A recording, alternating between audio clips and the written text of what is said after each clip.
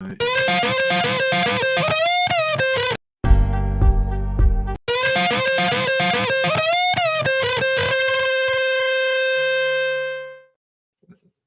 didn't you look fancy? I look good in hats. You do look- I should wear more top hats. You should you should coach the next class in a top hat.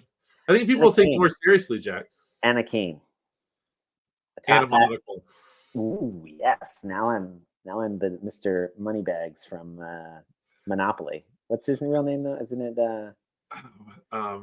it is, isn't it like I think it is Mr. Moneybags, right? Something like that. Fun fact, he doesn't actually wear a monocle either. We all think that he does. Right. Well, we get it mixed. Effects. Yeah, we get it mixed with the with Mr. Peanut. Does Mr. Peanut wear a monocle? Yeah, because he wears a monocle and a top hat and a cane. He's just not as wealthy. Or what's the other one? Like not stovetop, but like something like that, or there's a handful of them. Hamburger Helper, did he wear a monocle? The glove, the Hamburger Helper glove, did he wear I was thinking more like people add words and like take things away. What's it called? The McDonald effect, or what did you call it? The Mandela effect. Mandela. Yeah. See, and I'm already changing it to the McDonald's effect. The McDonald's effect. Ooh, I'm gonna get a flurry, a McFlurry. Ooh, that sounds delicious. If the machine's working. Is there times when the machine's not working? Apparently, like I have no idea. Apparently, that's a thing where McDonald's ice cream machines are always broken. Oh. And I'm like, and I hear that I'm like, how often are people going to get ice cream from McDonald's that like they find that became a trend? But apparently it's enough of a recurrence that it's become a thing where it's like McDonald's ice cream machine's always broken. But the thing is, those machines. I heard this one time where those machines there's only so many people that can repair those machines. Like I think there's a big if you're looking for a job, learn how to be an McDonald's ice cream machine repair tech. Always have something to do. Because they're like apparently they're always broken, but they sit broken for so long because it takes so long to find a tech that will work on them. It's kind of like it's like a mini series waiting to happen, like a limited run premiere TV where like the ice cream tech, and they go from like town to town, and they're coming to the town to fix the ice cream machine, but on the way they have to like save somebody or solve a mystery or right. This could be like the next Netflix crime drama. Right. It's like the Jack Reacher sort of structure.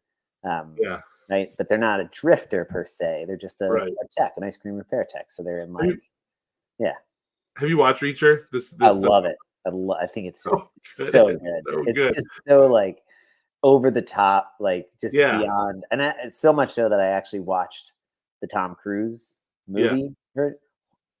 Horrible compared to the TV series or to the limited series, but yet still enjoyable. Yeah.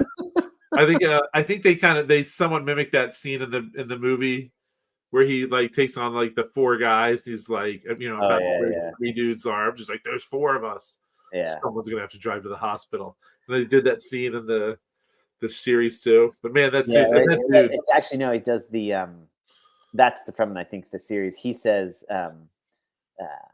something about like it's 5 against 1, and he goes, oh well, or something. He says, well, then Reacher, Tom Cruise is like, well, it's really 3 against 1. And he goes, what do you mean? There's 5 of us. And he goes, well, once I take out the leader, and I'm supposing you're the leader, there's like 2 of you that maybe you'll have some gumption and you'll come for it. But usually, or he's like, invariably, there's 2 that'll, once they see that go down, they're gonna bail out. And he goes, what, you done this before? And this is actually as Tom Cruise kind of played it. He goes, a couple times. Yeah. Yeah. It's just that I like that concept of the character, but at the same time, like, and he even says it, like Tom Cruise's Jack Reacher character. He's like, I'm not a hero. Like, I'm not a good guy. And he's not. Like, he's breaks the fucking law. He kills people, right? Based on his opinion of whether it's right or wrong. Yeah. There's no rule of law.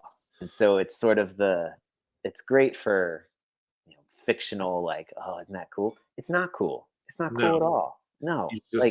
killing Nobody, people. yeah, nobody likes that. That guy's not good. It's not. It's like I mean, it's very Batman. Well, Batman doesn't kill anybody, but it takes the law in his own hands based on what he thinks Yeah, is the rule and what makes the some rule. sort of greater universal justice that only he can see. Which Yeah. I guess in the concept of like the hero, that is sort of what the curse of the hero. And actually, that's so funny. That's very much like a Greek. The idea that like what makes a classic hero heroic isn't so much that they're like a good person or that Yeah. like, we like them. It's that somehow they have access to the whim of the gods and then have the ability to execute on that whim of the gods and thus please the gods and Mhm. are the hero. But like if you're their friend or if you're like another mortal interacting with them, you do not want to be around that person. Like Yeah. they're Yeah. because generally they're the only one surviving the battle. You're dead. So it's Yeah. like, I don't want to hang out with Achilles. He's an asshole. Yeah. It's really pretty, but god dang, a douche. Was he really pretty and like I mean, obviously they casted Gorgeous. Brad Pitt. And Brad Pitt's really Or pretty. absolutely, no, absolutely gorgeous. So much so that there's actually a scene in book 24 where Priam, who's the king of Troy, who's Hector and Paris's father, Right. King Yeah. Priam, sneaks into the camp to try and retrieve Hector's body, and he's actually stunned initially, like he's like, and this is like one of the wisest, most impressive kings in sort of ancient literature is King Priam. He's old and wise and great leader and this and that, and he's stunned into silence because of Achilles' beauty. Hmm. Yeah. So they casted the right person for that then. 100%. Yes. The movie itself was a little It was all right. It was kind of fun. It was fun, right? It was fun. But yeah, so right, gorgeous, absolutely phenomenal fighter, like breathtakingly impressive. Certainly not inviting him to Thanksgiving dinner. Yes. Yes. Nor would he come anyway, probably. No, he'd be That's, sulking. yeah, but that's He'd be sulking in his tent that he didn't get the biggest piece of turkey. yeah. Which that totally feels like Reacher, right? Like Alan Richardson, very handsome man. Very, very handsome man.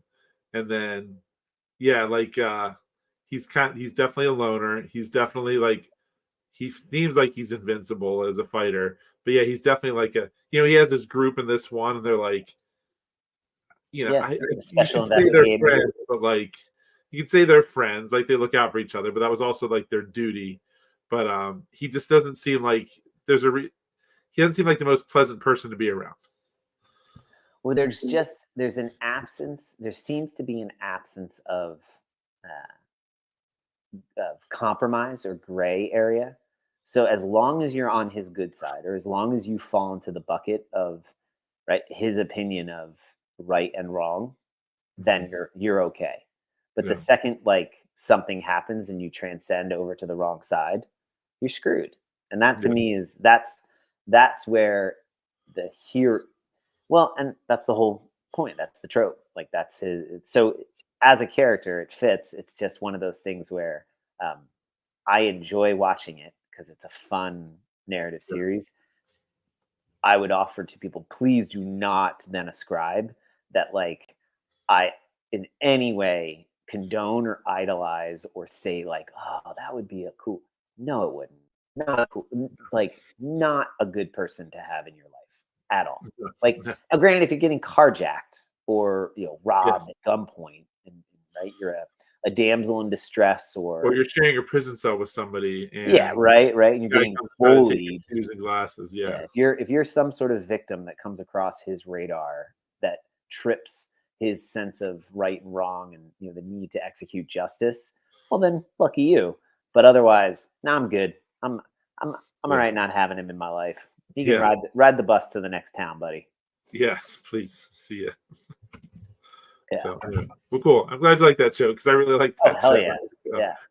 I think I'm trying to see if I can get Megan into it. We watched Elf, by the way, yesterday, and she wanted me to let you know that Elf sucks. We were joking. We were trying to We were totally just like the kids are playing with their stuff, and we're What's just hanging out. what's like her top 3 reasons for why it sucks? She's funny. She doesn't. I don't think she actually thinks it sucks. She's just not like this, like that kind of stupid comedy. She's just like, it's not. She says that, but she was laughing the whole time. Like we're watching it yesterday, and because we were trying to pick something. I wanted to watch Christmas Vacation. I haven't watched it yet, but she's like, should we really be watching that with the kids? And Yeah, not yet. and Elf popped up, and I was like, and Fee wanted to watch that, and Megan's like, well, it's not. That's not a film. She did that whole thing.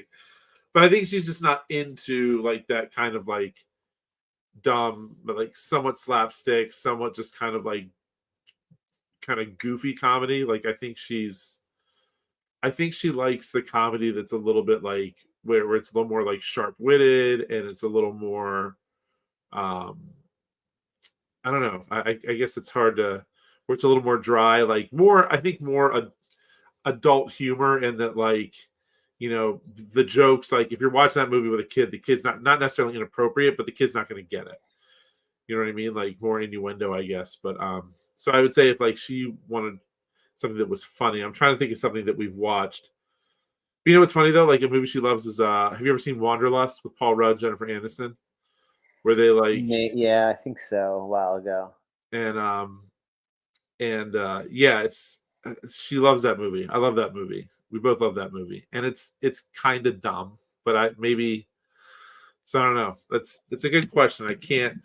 I mean, she doesn't laugh. She doesn't laugh as much as me anymore. So I think I need to up my game. I think that's why she's like, I don't care to watch that stupid comedy stuff on TV because I have it every day. Yeah, you're descending into Will Ferrell category. Yeah. So I need to be a little bit more sharp. So we'll figure it out.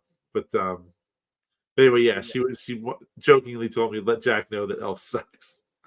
but she was laughing the whole time.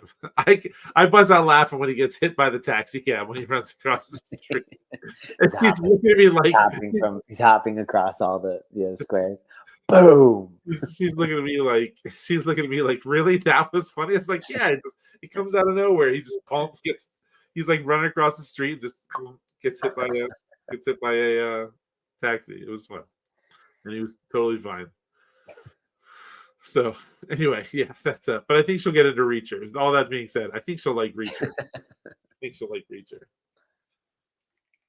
So anyway, hey Jack, we're coming into the new year.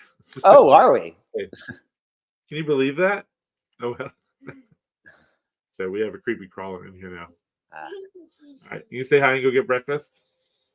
Hungry? Yeah. Okay, that's more of a suggestion. You should say hi and then go get breakfast. Good morning. Say hi. No, Fee. Go get breakfast, sweetheart. No, I'm not hungry. Okay, we'll go sit. So also, Jess, she went and saw Frozen at the Kennedy Center. Oh, fun. Yeah, they do like a play. She went and saw that on Friday, and this dress has not come off since. Oh. It has Miss Kate that buttons on. Is it starting to smell like it's been worn since Friday? No, I think with this like material, it doesn't really hold in since. Well, I did go inside Grampy's house with it. Yes. Which he is very much a chain smoker. You walk in that house, you come out smelling like cigarettes. But she didn't. You didn't so much. He's very excited. He just got chair lifts on his step. Oh, nice. He's excited to save his knees. His knees are his knees are toast. I think he's actually finally scheduled knee surgery. But they keep locking up on him, so he got stair lifts. And he's like, Fiona, come on over for a ride. And Meg's like, do not go in his house. Do not go in his house. All right. Go on, babe. Go on. It was good seeing you. Love you. Say bye. Bye. And there goes the cord. Can you plug that back in for me? Please and thank you. I don't know where that placed it. Okay, go on. I'll see you in a little bit.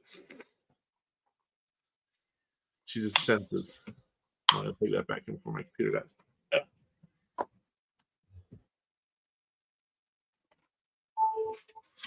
All right. I think she just woke up too. So is that like a rocker? Is that like a rocker or a glider? Yeah, a rocker. Yes. Oh, nice. We got this. It's okay. Honestly, we got this when we got this before Fee was born, and we put it in the bedroom because we knew we wanted a rocker when we had a baby. And You guys it's had a baby? You guys had a baby? remember? It's kind of a glider, but after having it, we realized there was one that also had like it either came with an ottoman or the legs came up or something like that. Yeah. And after like hours of rocking, we're like, we definitely needed the leg rest, and we should have Yeah. gone out for that because otherwise, like, it's not as comfortable Yeah. um just sitting in. So anyway, yes. Hey, Jack, there's 2024 is right around the corner. Yeah. Can you believe it? You I don't can't know believe what what am I? Is that a rhetorical question or it? I don't know. Segues are weird. Yeah, so we started having the conversation of what 2024 is going to look like. I think this is the first time too I've really like thought about like the full year, like, and put it on paper and how I want to map it out. And so this is a rough draft. We'll kind of talk through it of what 2024 is going to look like. I'm definitely going to put this up somewhere in the gym too, so people can see. But once I fill in some of those blanks, That's a cool graphic. but there's a bunch of cool people in it too. How about that? But yeah, this is my thought for, each month there's something, and some are bigger than others, and some are more events. But just just kind of look at the year, and people can know what's coming up and stuff to look forward to, and all that good stuff.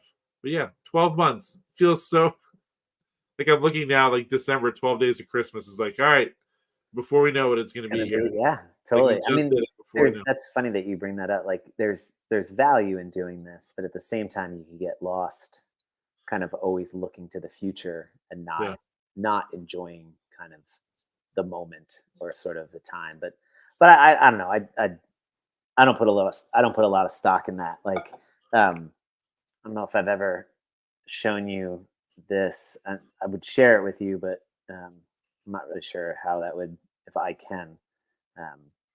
But so this is, I'm not sure how. Let's see, maybe I go a little bit lighter. Oh, no, still too dark or still too bright. Is it an image? Can you send it to me? I can pop it up. So that, if you can see it, this is like my monthly family budget. Oh yeah. And it's the same one that I used to use for the gym. I just changed it over. But there's tabs down the bottom. So I go month to month, and I have planned out basically like I know what the next like 5 to 6 months, like from how much money we should be coming in. But then I also know, like, in April, the twins transition because they turn 18. So I get less money from the government for them, because I get money from the government for them. But then, how did you do that? Can I get some of that? What do I need to do? you just have to be shot at and blown up a couple times. Yeah. So if you got, facilitate, but I mean, like, not like Jack Reacher style, like actually in the well, maybe I guess he was in the army. Like, I just can't go run through like inner city Baltimore. Right. That doesn't Count. You're not gonna. Okay. Yeah. They're not gonna validate that. That's not considered a deployment. But the like the major milestones at transition. So like them graduating and starting college. Then so like I have the 4 years of them in college planned out. Then like when they get out of college, and then like when can Nicole retire and stop working? Like, how much money do I need to make in some way? Like, basically, I have the next 40 years financially planned out. Obviously, 4 years or 40? 40. You did say 40. Okay. Yeah. So like basically, because at like 65, no 62 things change. Then at 70 things change again, like because of Social Security and like Medicaid, and then I figured, like, I want to get to 80. Then basically we'll have to consider, do we sell this place, right? Like all these things, and that's actually when we would pay off our mortgage. I think at like 70, so it's like 2043, something like that. So like that, I joke, like, so you pulling up that year, like that's a big deal for you, which I'm very impressed. Like, that's awesome. But I chuckle. That's like, in my former world, that's like current ops. right? Right. Like having the next year planned out is kind of like, well, yeah, we did that like 6 months ago. We did that. We did that 2 years Right. ago. Right. Like we had this year planned out 2 years ago. Like, where's your 5 year long range plan? Where's your 10 year? Like what's happening in 20 years? Like when Fee gets married, what's the plan for the gym type of thing? Like Yeah. so like that's sort of, I am 100% like of that mindset Yeah. and fully aware at the same time. You do that too much, you could get lost in kind of the future plan at the expense of the now. But instead, what I look at it as, rather than be worried like, oh my God, look at this. And it's like, oh my God, we're going to blink. It'll be 12 days of Christmas. But what it facilitates for you is in August, when somebody comes with a good idea fairy or something pops up that like looks like, oh, we should totally be like, yeah, no, I agree. That's a great plan. You can write it down for like 2026's Yeah. plan. Because you already, like, 2024 is done. You got 2024 plan. You're Right. already moving like Yeah. into 2020. It's like, because I got ideas for you if you want them about like this week of Christmas. I had nobody at 5:15 yesterday. I had one I know, person I at saw that. 5:15 Yeah. today, right? But like everyone's like, you know, it'd be great. It'd be awesome if we had like a 7:30 class this week. So to me, just from like a standpoint of best use of your staff and your resources, Yeah. like TJ had 14 people at 9:30, right? Yeah. Like that And would I have think been it was, great to I be think able there to was give like, him another coach. and I even think there was like 7 or 9 or something like that at 5:30. And it's funny you said that, because I immediately, when I saw yesterday, and I immediately started thinking about it, because I had seen a few other gyms like they completely alter their schedule for the whole Yeah, week. for this week. And I think it too, like it falls like it's like I don't think we really altered it that much in the past, other than like depending on what day Christmas fell on. In the back of my mind, I was like, maybe I should alter it. And then I'm in the back of my mind, I was like, but if I was going to alter it, I should have already like done it and put it out there. Right. And instead of- that's where it gives you Yeah. you now have the major milestones for the year planned out, that you can start thinking about the quarterly things and then have Yeah. those plugged in probably by like this week. So that like Yeah. then each month you can kind of look at like, okay, this month we already got the major milestones things. Okay, what are we doing week to week? Like that's where I look at it. Like it gets you into the seat where I worked for a guy who was a complete asshole, but I mean, he made a really good point. He's like, what looks to most people like emergencies is really just lazy planning. Yeah. Like that, the cliche of piss poor planning prevent, or oh my God, I totally I know screwed it's that. But that, right, most emergencies aren't actually emergencies. They're just your inadequacy to properly plan for potential things. And so, and I'm not saying you personally, I'm saying like the royal you, the general you. Most people don't plan for it. So, right, if you've got the plan, and then the world decides to have a say in what's coming, as long as the plan's like relatively simple, relatively consistent, and has enough flexibility to be like, well, we can change some things here, whatever. But 9 times out of 10, if you're consistent and you have that sort of like simplicity of, look, this is what we got, and that's why it makes sense. And it's because you've seen it enough times. You've been at this almost a decade, man. Like you've seen enough iterations that at this point, like most things that happen aren't really a surprise. They're just not paying attention. You're just not paying attention. Yeah, and that's I think it's where I think just in our daily life too, man, they were talking about it, how it's just like it can feel like things are, if you don't have the plan can just be there, and then you flex if you need to, but it's just things don't feel like they're spiraling, or things don't feel like they're chaotic. If you're like, well, I knew this was coming and maybe I had to make an adjust, but having that anchor point makes a big difference of just it's there. And so it's also right, like, go ahead. Sorry, go ahead. I was gonna say, just even looking at this year, like mapping this year out, it's now even just you're right, like it's freed up my, okay, here's what this year's gonna look like, and if I need to make adjustments here and there, I will. But I've already started talking about thinking about next year, and then even with that, it's like I should keep going down that route, because at the 5-year mark, what would essentially be the 10-year mark of Fairwinds, what is that like? planning. Is Fairwind still here? Is Fairwind's being sold? Is Fairwind's opening up a second location? So all those things that now it's like um having just this 1 year mapped out. And like I said, this is like kind of a rough draft, but stuff's getting finalized. Yeah. So if I were to pull right, you pull that up again. Yep. And again, right, like this is the coaching critique, right? Same sort of thing. Like, let's entering argument. Flippin' love this. It's freaking beautiful. You are so talented in like your color schemes and the Murph and the Chad, kind of almost being like opposite. I don't know if you did that on purpose. Yeah. Right? Like, because you're too damn, like, it's just, this is all. And then even the holiday party and the 12 days kind of also being like sort of mix. I don't know. You just, I bet you and then even your Bring a Friend week, like they're very symmetrical. Like, I bet you if Allie looked at this, like she'd be able to, she'd probably give you, I don't know, I have no idea, but a solid A minus, B plus, maybe even like a solid A, right? Like in graphic design, it's clean, it makes sense. Like, so take all those compliments and like, dude, crushed it. Absolutely beautiful. Love it. I'm gonna love looking at this all year up on the board, cool. Or wherever you end up putting it. Okay, so there we go. Now, my critiques. There we go.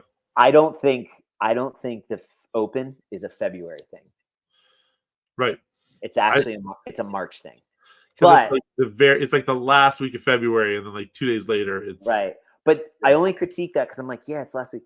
But I love, actually, as I'm saying this out loud, I love that you put it in February, because what this just did, and I'll offer to you from the perspective of the coach. So this is like, I don't even really know if my critique is a real critique because I don't have a solution. Actually, I'm wrong. I love that you put it in February. I can never even tell you why. Because as your coach, I now have an excuse to be talking about the Open from the beginning of February. Yeah. So all the things that like I would stress in nerding out videos or in workout brief, like in the whiteboard briefs and stuff, like the Open's not coming until February 26th, maybe 25th, 4th, whatever that Thursday is, that last Thursday in February. But we can like look at one workout a week or talk about warm-ups or start like prepping the game day warm-up as early as February, because you put it on the calendar, right? Like the Open is February. And then, like you said, the Open doesn't have to be the focus into March, but the Bring a Friend week is. Yeah. And so we're in the Open, we're executing the Open during those first couple weeks of March, but then you pick which week it is. And I think you said it's going to be the last week of the Open, right? Right. So I guess we were thinking, yeah. Yeah. So I'm totally wrong. I love that you did that. And then I love that the RX month is in April, because then it's like, okay, things are cleaned up. And if you've just got this influx of new people from a Bring a Friend week, what a great opportunity to calibrate them correctly of what exactly the words and the language of CrossFit is. What do you mean prescription? What do you mean stimulus? What are you talking about? Like these words that sound like medical terminology, but I'm doing exercise. How can exercise be beneficial to my health in a medical context? I don't understand.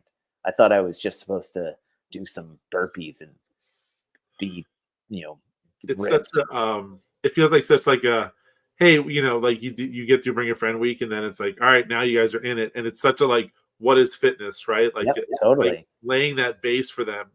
And then our jobs as coaches too, like we need to know that, and we need to know that well. Like it's more so than just make sure you fall within 7 to 9 minutes. Well, why? What does that mean? Right. So I love that sequence, Murph.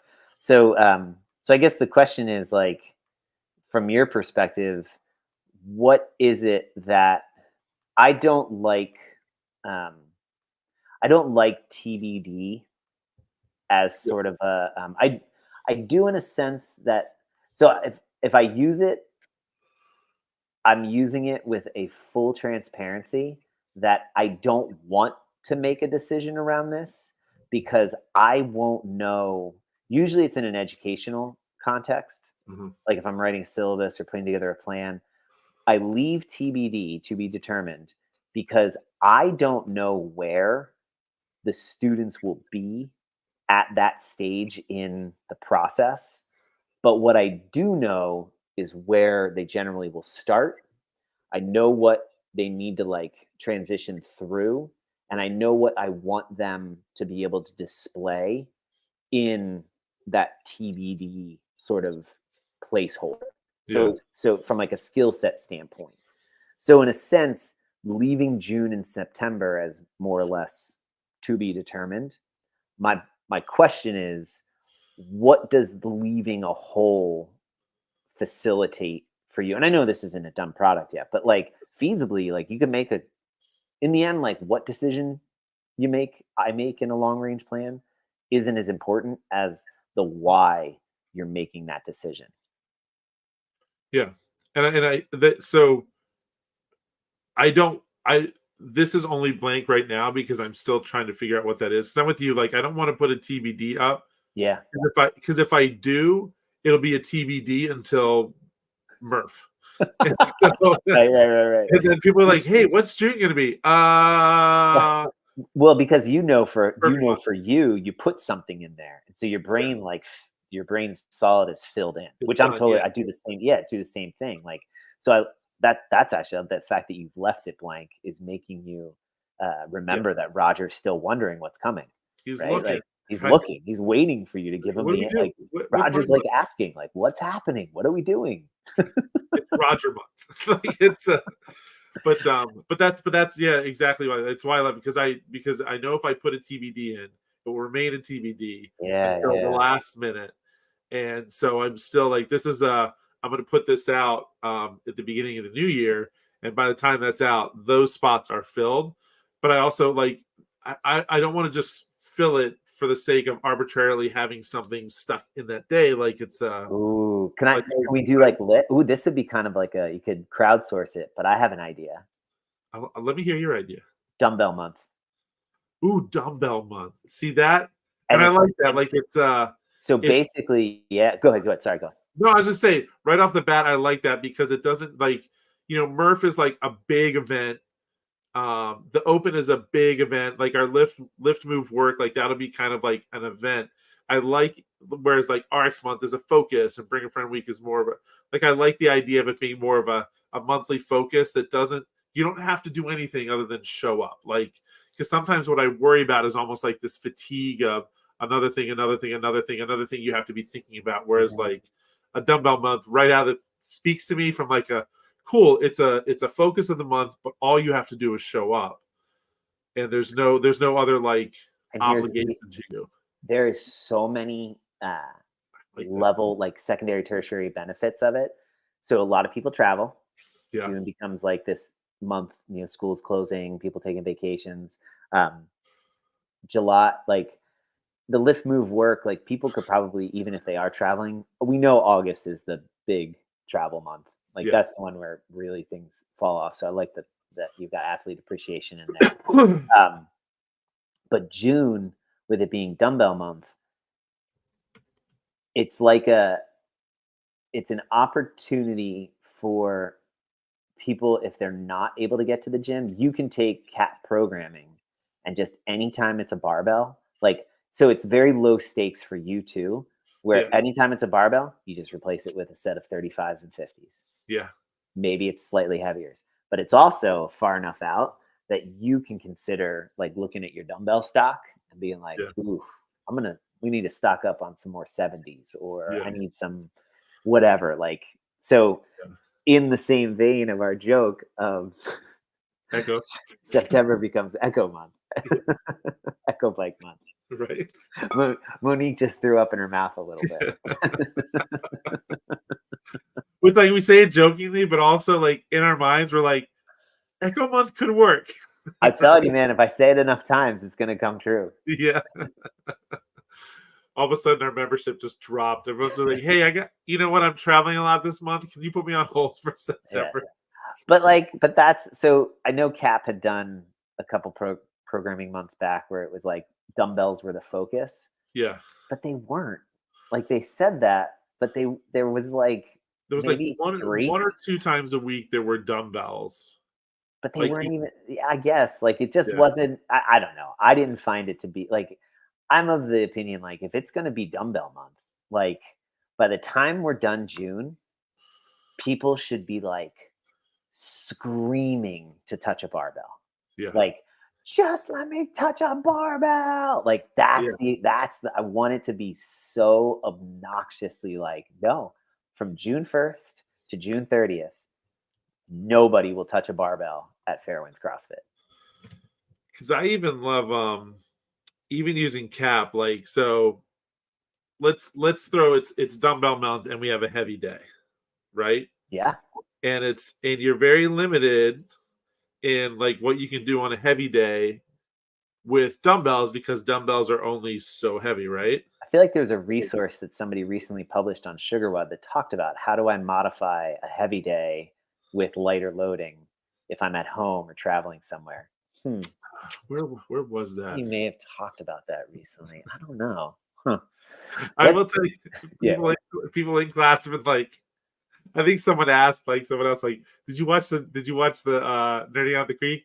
Like, oh yeah, I'm watching it. Like, they're like, yeah, Jack was not happy that we weren't watching it. Like, people were, I was laughing so hard. It's like, yeah, guys, you should really be watching that. Like, it's really. I don't mind if they don't watch it. I mean, like that. I mean, it's kind of like when I watch people like get angry driving their car and stuff. I'm like, that doesn't affect me. Like, you're just shortening your own life, right? Yeah. Like, it's not my. There's plenty of books at the library that you can check out and read. It's not right. It's not on me if you decide to be an ignoramus and stay, uneducated.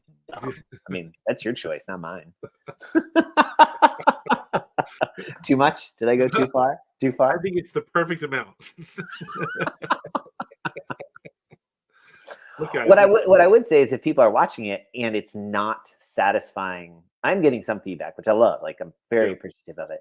But if it's like not serving or being of use, like give me some feedback. Like put comments in there or shoot me a text or comment on the YouTube. I'm making sure channels. every time I watch, give a like and a comment. And I like I made it a point. I also let Soph know, like, hey, FYI, Jack called you out on this one. Because what was it you were saying? You were like joking around, like you got X amount of rounds and Soph got this. Like, whatever. That's stupid, Soph. Like whatever it was. And she did it. And I think that was one with the wall ball. She did it with a 20-pound ball. Something like that. She smoked it. You're like, whatever. That's stupid. Whatever. Yeah. Oh, she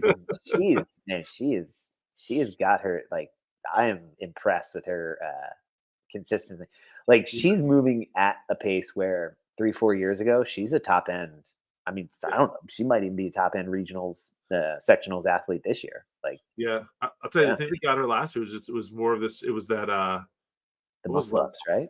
It was not even muscle up. It's the strength. Like she's just she was in a whole like her remember the clean and jerk like burpee box jump over one. Like it was just it was just the only thing that got her was just like she's just like not that strong. Like right. And so but some of those workouts that she thought that deadlift muscle, I think it was deadlift muscle up, something like that.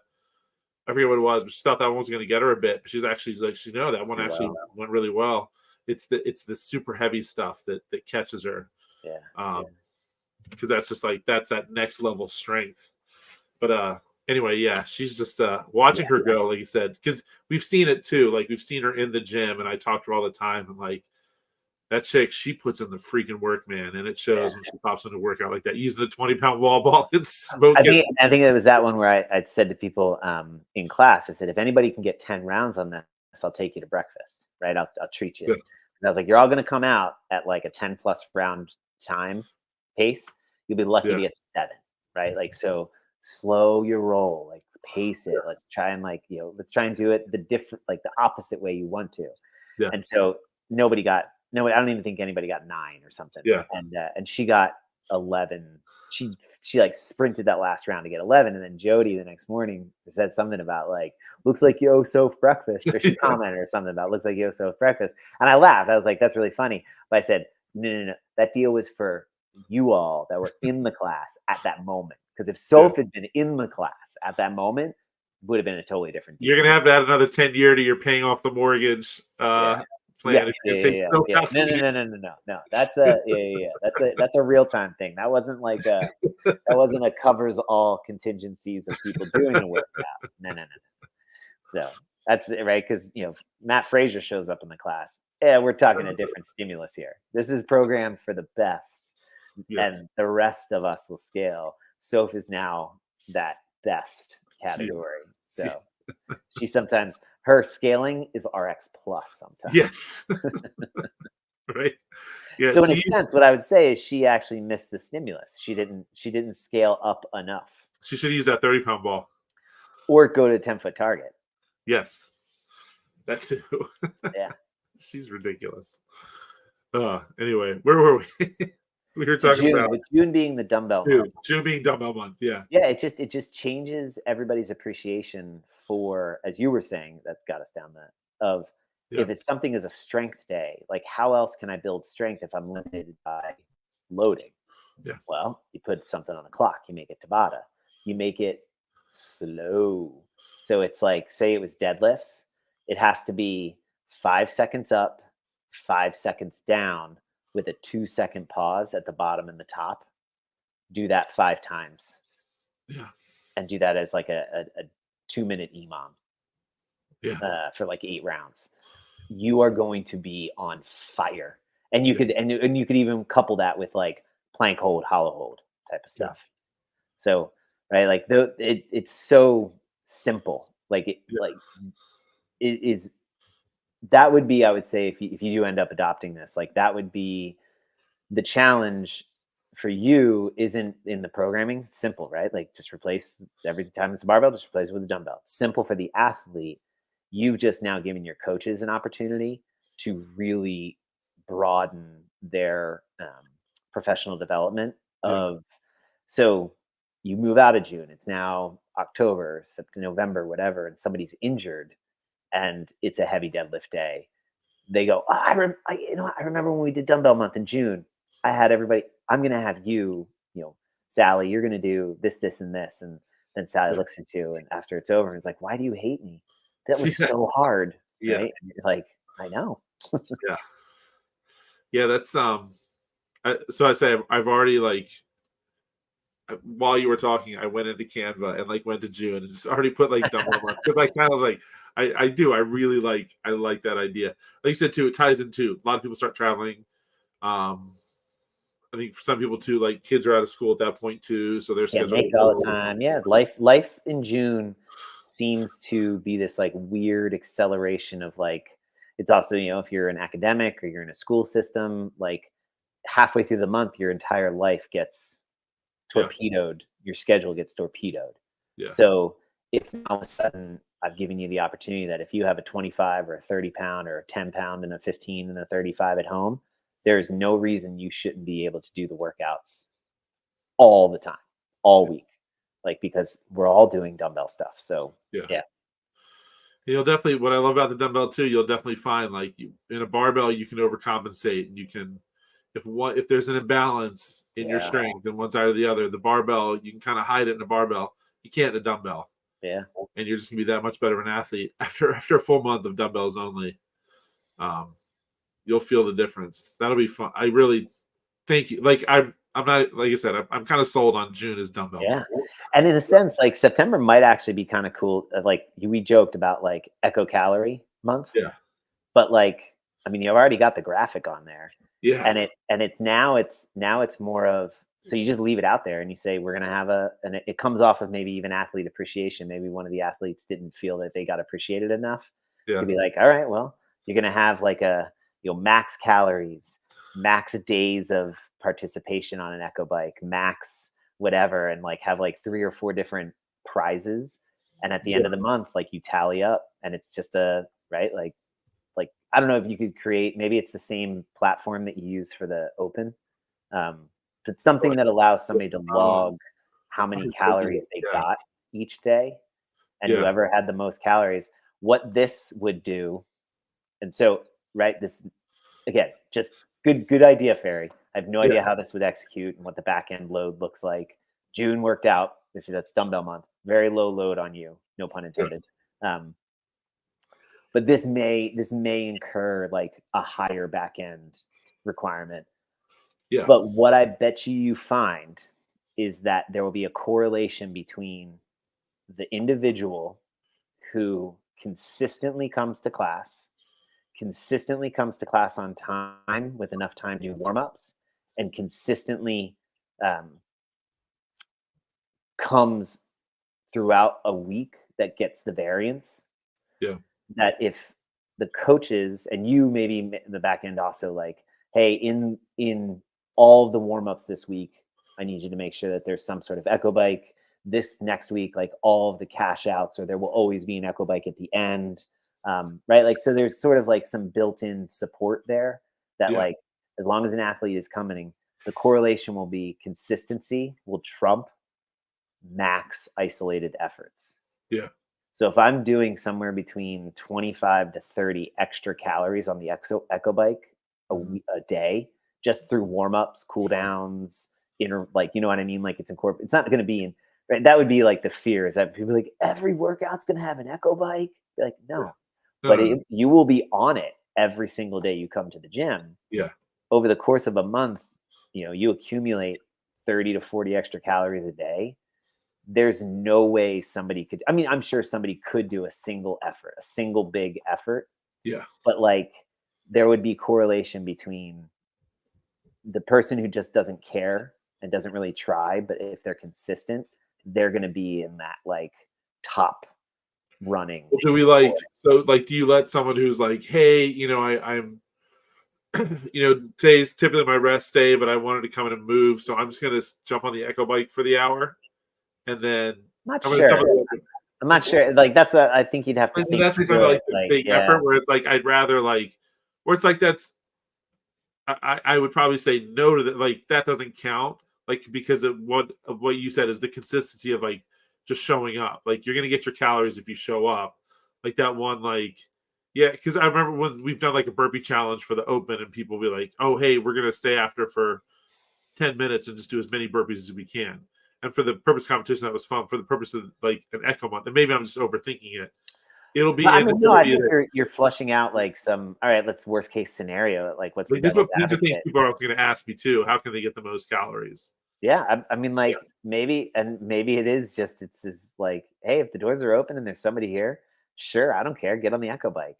Yeah. Now, in the end, it's like you know, it's a new conversation of. So, do you only do things that have extrinsic reward associated with them? Right. Like that seems like a.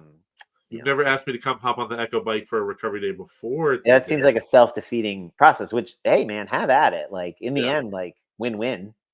You're going to get fitter because you're doing more work, and you're going to get a prize out of it. Like, cool. Who am I to say whatever? You put prizes on there, but there's also value in like the person who ends up at the end of Echo Bike month feeling a lot better, or being like, man, I actually don't mind. Sort of similar to the dumbbell thing, right? What's the secondary, tertiary, sort of ancillary benefits, that the unintended beneficial consequences that you're like, now all of a sudden somebody who used to be like, man, this Echo Bike, I can't do anything on it. At the end of a month, they're like, I can knock out 5-10 calories pretty consistently and not feel horrible. Be like, well, that's what a month of deliberate effort on something that used to be a weakness facilitates.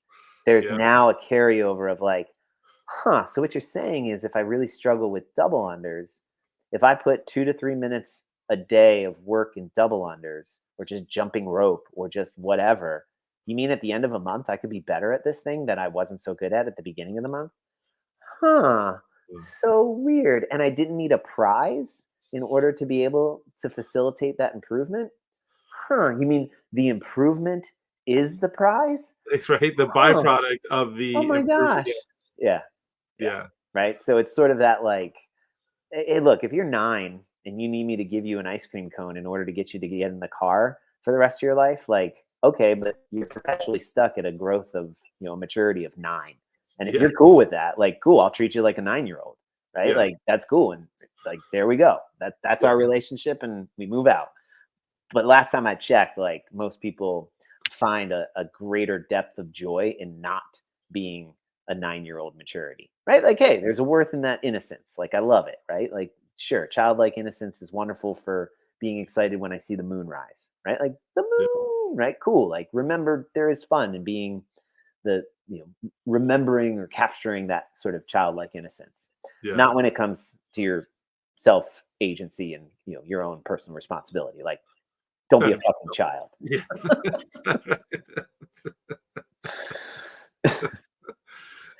So moral of the story being like, I think you're right in overthinking it because you may have some people that are like, oh, I need to get that one. Like, sweet. I'll tell you what, like, here's your Noble certificate or here's your prize. Like, well done. But I would look at like the 17, 20, 30 other people who, over the course of the month found themselves feeling a lot better or doing a lot better in something that maybe was a weakness when they started. That's the real win. You can celebrate the person who gets the new Nobles, but like the people that consistently and correlated to that improvement because of their consistency, I would say that's the win. It's funny, like it's like with the Nobles, just thinking about it, with the Noble Challenge and looking at the people who are like the top attendees and the top people posting on SugarWOD, it's funny seeing it because it's the same people. It's the same people. Like when I do Committee Club, it's the same people who have this top number of classes every time. Like, I mean, it's one of those, it's the same people that are there consistently 5 days every week or consistently logging, like looking at SugarWOD and who's logging the most workouts. It's the same people in the top 5. And so it's, so then that question maybe that makes me think of, and that's the type of stuff that a year plan like this allows from my perspective, that allows me to think of like, okay, well, maybe then the standard sort of reward system that something like a Affiliate U recommends doesn't yield long-term cultural change that you're looking for in your population. Yeah. Like it's because it wasn't a surprise to see like Kate Brew's at the top because Kate Brew gets 22, 23 classes a month. But like, okay, but I'm not seeing like maybe someone who, and there's a couple names that it's also the time of the year too. Like Joe and Ed are usually up there, but this has been, they've had to travel a lot this month, and so they're not as high up as they normally are. But I was hoping. Just so I get it right, because I said something wrong on the Noble. They physically have to come to class, right? It's not just workouts logged in SugarWOD. Right. So for the Nobles, for a new pair of shoes physically, I'm doing an additional like for the people that log the most workouts. I'm also throwing in like a $50 gift card. So the people that log is like because I know people are traveling, so at least they're still like getting workouts. Okay, so there you go. There's my correction. Addendum to my nerding out from I think earlier in the week of like that I was trying to give people opportunities of like, hey, look, just because you're at your in-laws or wherever, like you have no reason not to do something, right? And log it in SugarWOD, right? So do it and then log it and get credit, and also get like the feedback of like, yeah, nice, way to go, 7 minutes of burpees, that sounds horrible, way to go, right? Like, did them in my in-laws' basement and jumped and touched the ceiling. Yeah, perfect. Found my father-in-law's pot stash. It was awesome. You can't log that though. Well, no, because you jumped up and you hit the ceiling tile, and then the ceiling tile moved, and then the doobie dropped out of the ceiling. Because that's what but your time with the stash doesn't count toward just the burp. That's cash out. That's the cash. Perfect. Hey Stanley, this bong's cashed out. Good stuff. But yeah, so that like as you think about what goes into September, like those are the types of. It's getting near the end of the year, so maybe it's also a month where like you fill it in with something that like you want to test something out. You want to see like, so I've done the carrot, I've done the stick, I've tried to see what motivates people, but like financial rewards doesn't do it. Maybe by September you've read Chip and Dan Heath's book Switch, which talks about some of this stuff. And one of the anecdotes they tell is this guy was given a responsibility of like figuring out how to solve or how to fix childhood malnutrition throughout southern Vietnam, and he has no money from the State Department, no support from the local governments. Like basically is told to go try and solve this problem without any sort of means by which to fund or fix the problem. So he's got to do it on like super low budget, zero support, get it done in 6 weeks. And so what they do is they looked and saw like there were pockets where there was no problem. But they were like these isolated little like islands of nutritional plentifulness. That's not a word, but you understand what I'm saying. Right. Yeah. So what he did was he went to those and he's like, what are you doing? How are you doing this? And he learned that like they were coastal or they were in places where like more sort of traditional sort of dishes were able to be served. And it was like a lot of like bone broths and fish broths and like reconstituting of other things. And it was basically like that's on Netflix now too, the Blue Zone show of like, there is no one solution solves all, except what the universal solution was. It was a solution that worked for that group of people in that area. And so, in that area. Yeah.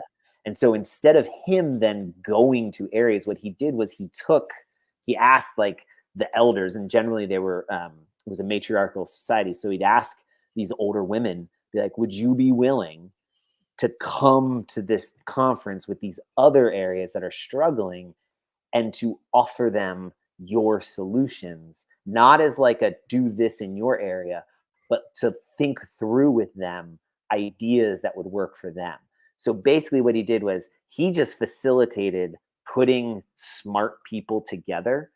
Yeah. But then he got out of the way, and then the other, local people that, look and sound and understand each other and can speak in their idioms and cultural relevancy were able to then teach each other. And then he got out of the way. He didn't take any credit. He gave the credit to those people. And it was sort of like, that's it. And he's like, because in the end, he's going to get his credit when he goes home and gets his raise. He doesn't want that. He wants them to be helped. He doesn't need, and I think it was but it was a team. But the idea of like, he saw the problem from a perspective of not him needing to solve it, but the solution's already there. His idea of like how to reward or like fix it would have never worked. So, right, like that's sort of, I look at this, like if your idea of trying to increase attendance through extrinsic reward doesn't seem to be moving the needle outside of the same people that are coming anyway, then it's not hitting the people that it's intended to work for. And that was a really long way to get there of like, I don't know, I have no idea what the answer is, but like, that sounds like an interesting problem to like, to mess with and see like, all right, like people that are getting 9, 10, 11 classes. How do you get them to 14? I want to see get them to that 14, 15. Yeah. Like where's that next 30%? How do you get them that next 30, 40% head start? And if anyone comments a 7:15 a.m. class, I'm deleting you. Well, it's not a true statement. People say that, but it's not true. Like, and the reason I say that it's not true is because history doesn't lie in that sense. We've tried that numerous times. And what I would say is that's the, if I just get a new pair of shoes, I'll work out more. Right. Really? I'm pretty sure that's not it. That's the thing that's been, because you've had shoes on. Right. I'll start working out after the new year. When X, I'll do Y. Yeah. Right. That's all that construction is. And the reality is, hey, look, I can show you X is happening right now and you're still not doing Y. Yeah. So I could put 1,000 X's. I could offer you 1,000 things. You're not doing it because you don't want to do it. So instead of like putting it off and saying, if I get this, then I'll do that. Just ask yourself, no. Take all that energy of like figuring out what you need to do to like do something in the future and say, why aren't you doing it right now? Yeah. What is it right now? And list out like all the things that you're saying are obstacles. And then immediately what's going to happen is you're going to be like, well, that's not really an obstacle. I can fix that one for you right now. That's not an obstacle. Fix that one right now. I fix that one. You have no more excuses of why you don't want to do it. Now it comes down to like, Yeah. right? Like, and that's hot. That's That's the really, hard thing. Like it's easier to blame the shoe. Like, it's because I don't have the right shoes. That's why. I can't make Really. it. I gotta be at work at this time. I can't make it. Oh, okay. Well, Yeah. did you make your breakfast last night? Right? Did you lay Yeah. out all your clothes?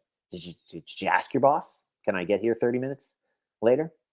Right? Like, have you? And if somebody, I did this, I did that, I did that, I'd be like, okay, well, there's 5:30 p.m. class. I don't like to work out at night. Yeah, well, I don't like type 2 diabetes. But guess what? I think I'd rather keep my feet and toes than, I'll come to the 5:30 class if that's my only other solution, right? Like, whoa, dude, that just got dark. It's like, well, it's your fucking life we're talking about, right? Like, I don't think it has to be that. I don't think it has to get that far of a thing now, but it can slip away real quick. Yeah, right. Yeah. Like 1 week becomes a month, becomes 6 months, becomes 5 years. Next thing you know, it's 12 days Christmas. You're 150 pounds overweight and type 2 diabetes, and you're on 16,000 medications. So, right, like it you're doing your best Wilford Brimley impression. Yeah, it happens fast, and so it's not a hard thing to keep in check if you're willing to look at it and say, like, okay, yep, I let all these obstacles slip in a way, and then like, so that we're focusing like on the negative. Like maybe September is like some sort of, I don't know, like call it an echo challenge, but it's the narrative that you push to us to push to people is the idea of the consistency, right? Like to say like, across, we look at historically, like just based on regular programming, across machines, people cover or accomplish anywhere between 80 to 150 calories a month in monostructural stuff. This month, the average Fairwinds CrossFitter did an extra 300 calories on the Echo Bike. Those that attended class 12 times or more got 700 calories, right? Like something, and I don't, right? Like it's an experiment to see, like, do those numbers correlate? Like by just coming to class 1 extra day a week, these people accomplished 120% more work or something, right? Like, wow. So it's the power of aggregate numbers showing actual, like, just come 1 extra day a week. Yeah. That'd be fun because that could be a full-on year, like study, like going into September, like each month kind of. That's interesting. I like that. I'll stick to that. But like, looking at that, like the X amount of people average based on the workouts that are put out. This is how many calories, and this is how many people based on the average attendance. And so that, and that's, I mean, like that's some back end. That's some tough back end extra work that, right? You'd have to make the choice of like how do you make that easy? How do you put that on kind of autopilot? Where can you track it?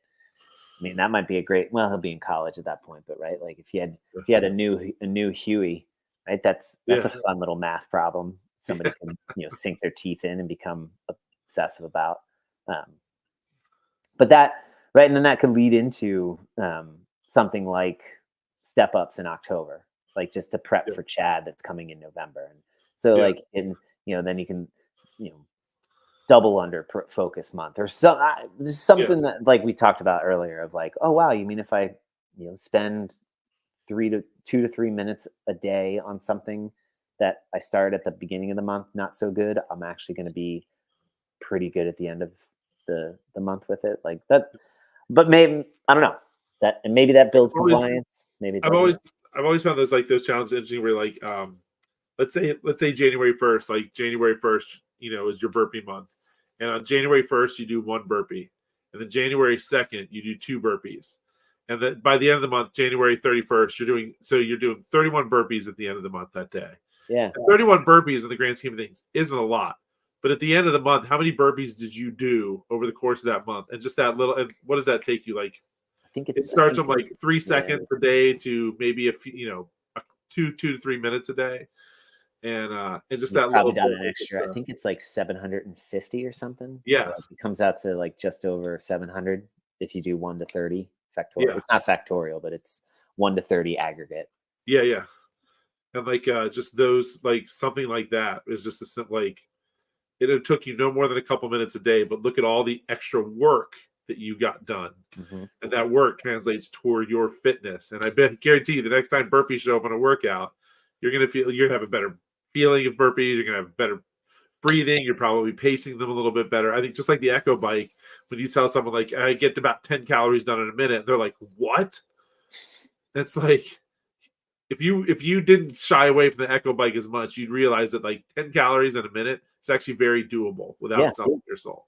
Yeah. And you're like, oh, but I think people are so unfamiliar. So I like that idea of, and that's why I like the Echo Bike. It's that people shy away from it so much. I bet over the course of that month, people would have a much better understanding of when you get to the Echo Bike, you actually know how to hit the Echo Bike. So then you're not also like crapping your pants when an Echo Bike shows up in a workout. Right. And there's that. I mean, we fail at the margins of our experience. Yes. That's the Glassman quote of work your weaknesses. Right. So if something, you come off of that month in September and you're like, wow, I don't mind the Echo Bike that much. Well, so I would say if you're still with us and you're listening, and it's we've been talking a lot about Echo Bike in September, and if you have something, I think you should comment below. I think you should let us know what you think about it. I told you, I'm just gonna keep saying it, and then it'll be true. And so we're not very good truth-telling machines or truth eliminating machines. We're actually just volume recognizer machines. Yeah. So whether something's true or not doesn't matter. If I say it enough times, you'll probably start believing it. Yeah. Isn't that the truth? I'm tall. I'm tall. I can see you growing right now. I said in today's workout. I said, oh, look at that. That was good. That was very, that was like my editing skills.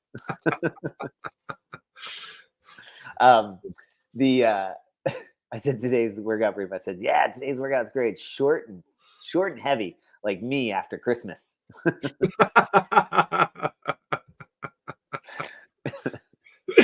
That's good. Yeah. I got a real low center of gravity right now. This is a good time to deadlift. 100%. Everything's shifted. Yeah. Oh, awesome. Oh, that was fun. Cool. Thanks for walking through the year with me. I'm glad we had that conversation. Love it, man. Yeah, it's a great plan. Yeah. That's a lot. It's exciting. There's a lot of good stuff coming, and right. And now, like you said, the other component, or maybe the other side of that page is the days the gym will be closed type of thing. So that right. And I said it comes from my history of being at places, military commands and large organizations, bureaucratic organizations.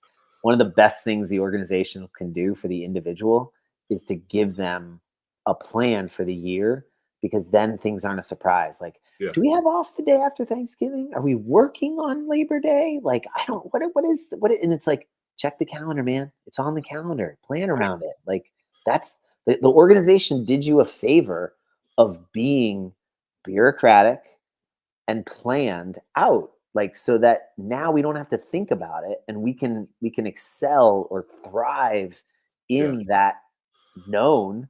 And so then if something does come up or an emergency happens, like, well, at least we don't have to also figure out if we're working that day. Right? Like, it's on the fucking calendar. Like, I wrote it down. Look, I wrote it down for you. I made it real simple. I wrote it on the board. Car Ramrod. What? What's that one? Did you ever see Super Troopers? Yes, but what's the? And it's when Farva and I think Thorny are sitting in the car, and they're trying to think of a joke, Farva's like, I thought of a cool name for us, Car Ramrod. Car Ramrod.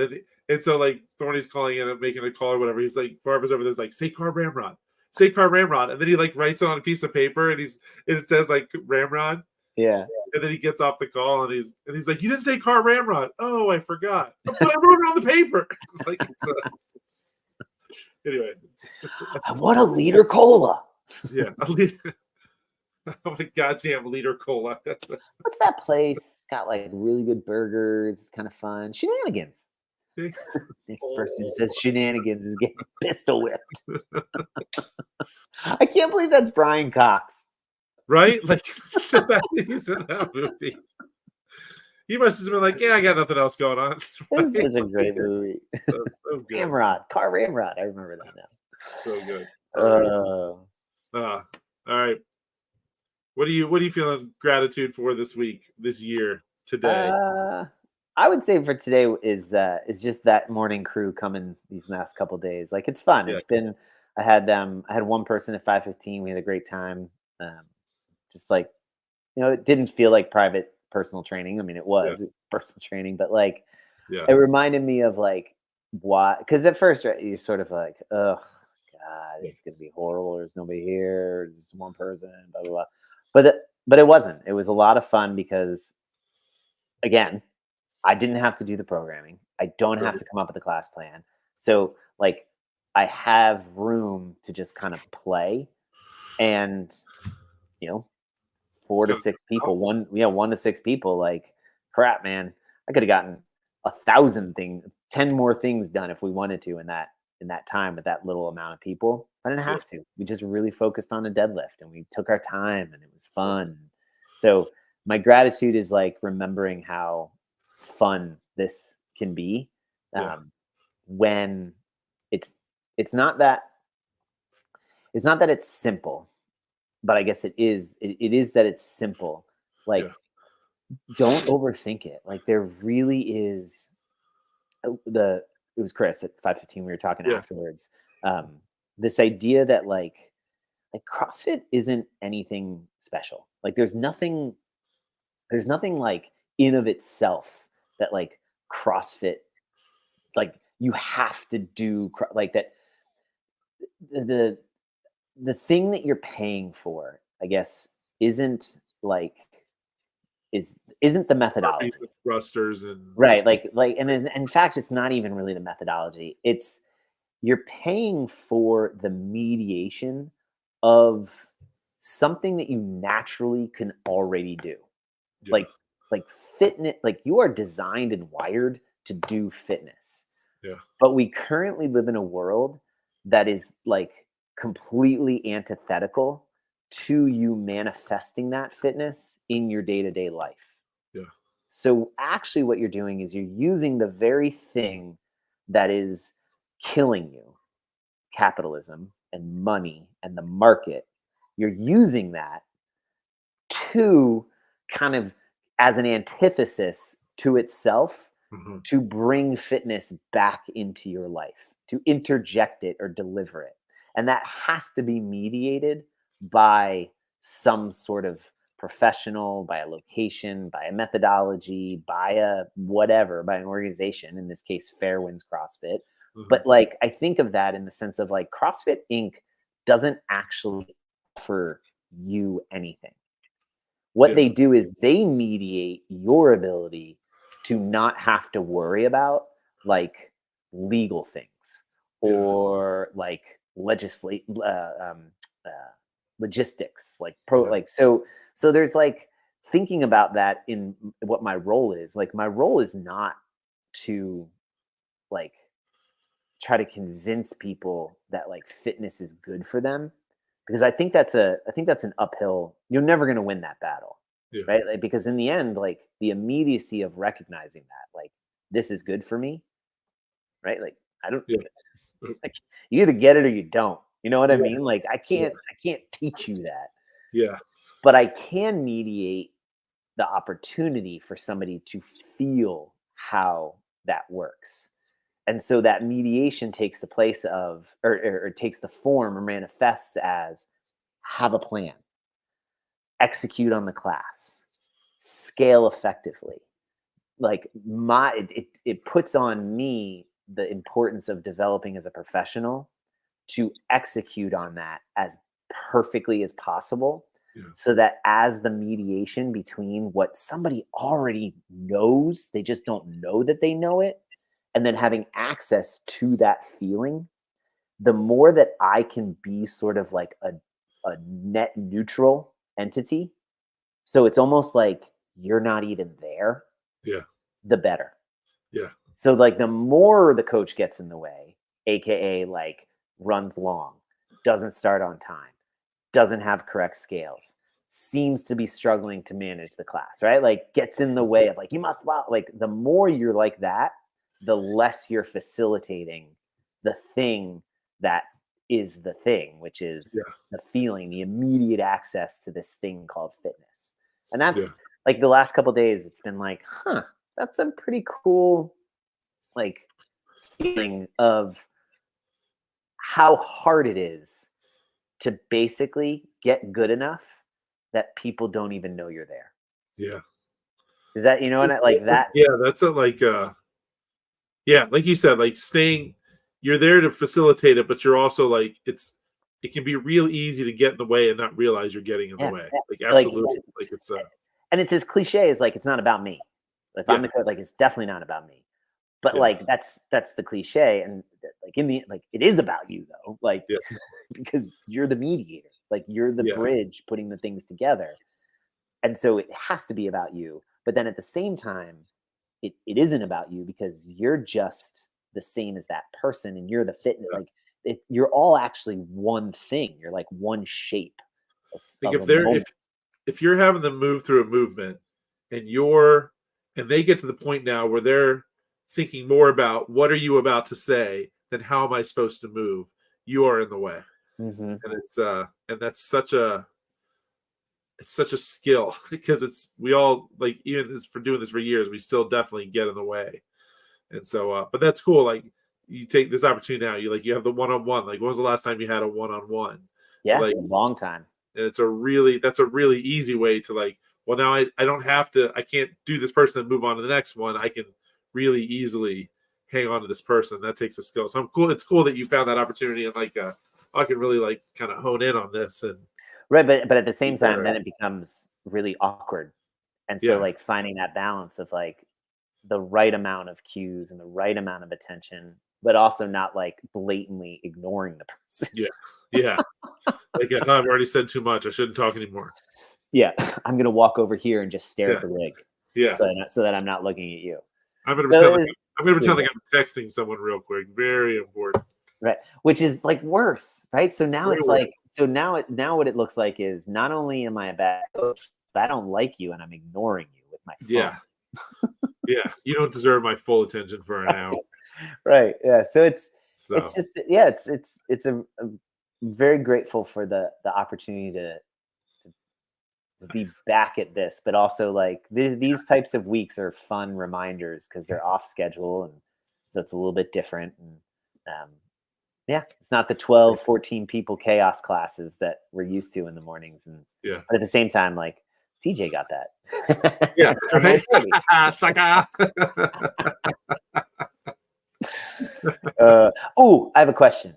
Yeah. How did he get that little emblem next to his name? I don't know. I don't know. Like I went to I don't know. Like I I went to update the schedule and that's what's on there. And so I have to figure out what I did. Is it on all 9:30 classes or just Because that one? anytime I put him In now? It comes up like yeah, that? anytime I put him in there. So I have to go figure out what I did because I accidentally deleted him as a coach. He had 2 profiles in Zen Planner and I deleted the wrong one. So that's all of a sudden he's like, hey, Yeah, I'm he's having on Thursday. He's back with his Santa, Yeah. strong Santa. So when it was like, so when he was like, yeah, for some reason Zen Planner's not working, does anyone else have a problem? I was like, oh, that's my bad. It's not working because you're not a staff member anymore. Well, Eric, I'm So- making a request. I want a cool. Now, the only thing is, it does not show up on the SugarWOD calendar. It's Yeah. only showing up in the Zen. So which I I'm feel like cool. Actually, I think most people do it through SugarWOD. I don't think they go through Zen. Yeah. So Yeah, only if it's on SugarWOD. I don't care if it's on Zen. I don't Yeah. need it. But in the interim, I feel like I'm TJ is clearly your favorite coach, and I'm a That's funny. I little saw that. I offended. was like, that's so cool. I wanted it too. I don't know what I did. So anyway, yeah. What about you? What's your gratitude? So mine, I guess, like I said, so there was so my dad always made lasagna on Christmas Eve. Like that was We made lasagna for dinner on Christmas Eve. we did. And so my dad always made lasagna, and I hadn't thought about it. And Meg, we got the stuff to make it this year, and we were thinking about it. And the last time that my dad made it, we were at the house, and my dad. I remember that Christmas. He wasn't feeling very good that day, and so we happened to be over there. And my dad actually, because we were there, my dad like he wanted to make it, but he wasn't feeling great, so he was struggling. He was kind of struggling to get around, and so he basically walked Megan through how to make it. Yeah. And it was funny, like watch him sit. He'd be like, "Add more cheese. Just put more cheese on there. Just all right now, pour the sauce. Now put more cheese on." Like that was kind of him the whole time, right? And excuse me, yeah, just text me, right? But I hadn't thought about it. But Meg was saying the other day, she goes, she's grateful that it was like the last time that he made it. Like he actually, like she learned how to, and it's really like it's not some amazing special recipe. It's just she learned how to make it by chance, that we just happened to be there and he walked her through it. And so it was like, oh, cool. And it was so the fun kind of memory, like, oh, cool. The last time he made it, we actually got to learn how to make it. Now we can kind of keep that tradition going. And so that was cool. But we were both joking. I was just sitting there and he was like, I remember he just wasn't feeling sorry at pan, and we was just like, yeah, now just let's put the sauce in, more cheese. You need more cheese. Like he felt good enough to kind of like, no, here's how you do it. I love it. Yeah. It's very much I see that scene in like a cooking movie or something where it's like, excuse me, you need to wait. Yeah. Like, well, much should I measure? That much. Yeah, it's just that more, that much. more cheese. That much. More cheese. A little bit. That's a great memory, man. That's a really good one. Yeah, I love fun. that. Thanks for sharing that one. That's really cool. All right, you have 10 seconds. What do you want to say, babe? Me and two of my friends, Alex and Quinn, we are all going to this really, really cool playground. And I looked at a video and it looked very, very, very, very, very fun. Nice. Yeah. We're taking them to a lot of fairies. We are taking them to a place that just opened in Crawford called the video. It's called Hyper Kids. Oh, but it's like slides and ball pits and I don't know. It looks pretty cool. Apparently it's pretty new. We're taking show us the video. I'll send it to them. But it's called Hyper Kids in Crawford. We're taking the kids there today. So yeah, that's a good midweek between Christmas and New Year's week. That's a good activity. It's raining and stuff outside. We need to get them outside. We got to get them moving, shake off some of the Christmas cookies. Yeah. Cool. All righty, bud. Get out of here. All right. We're out of here.